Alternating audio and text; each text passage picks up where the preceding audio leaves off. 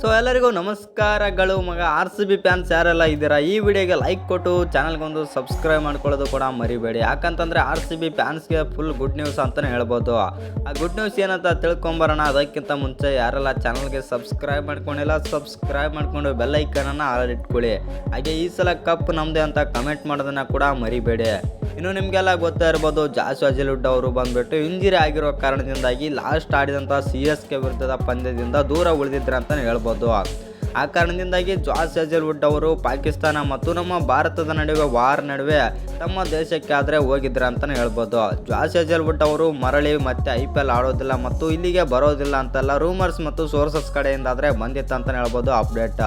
ಆದರೆ ಇದೀಗ ಅಫಿಷಿಯಲ್ ಆಗಿ ಕನ್ಫರ್ಮ್ ಆಗ್ತಾ ಇದೆ. ಜಾಸ್ ಹಜಲ್ವುಡ್ ಅವರು ಮತ್ತೆ ನಮ್ಮ RCB ಬಳಗವನ್ನಾದರೆ ಸೇರ್ತಾ ಇದ್ದಾರೆ ಅಂತ, ಮತ್ತು ಉಳಿದ ಪಂದ್ಯಗಳನ್ನಾದರೆ ಮುಗಿಸಿಕೊಂಡು ತಮ್ಮ ದೇಶಕ್ಕಾದರೆ ತೆರಳಲು ರೆಡಿಯಾಗಿದ್ದಾರೆ ಜಾಸ್ ಹಜಲ್ವುಡ್ ಎಂದು ಅಪ್ಡೇಟ್ ಆದರೆ ಬಂದಿದೆ ಅಂತಲೇ ಹೇಳ್ಬೋದು.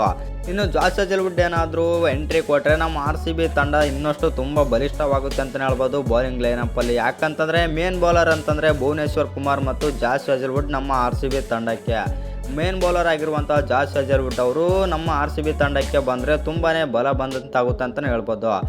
ಇನ್ನು ನಿಮ್ಮ ಪ್ರಕಾರ ಈ ಬಾರಿ IPL ಅಲ್ಲಿ ನಮ್ಮ RCB ತಂಡ ಟ್ರೋಫಿ ಗೆಲ್ಬೋದಾ ಇಲ್ವಂತ ಕಮೆಂಟ್ ಮಾಡೋದನ್ನು ಮರಿಬೇಡಿ.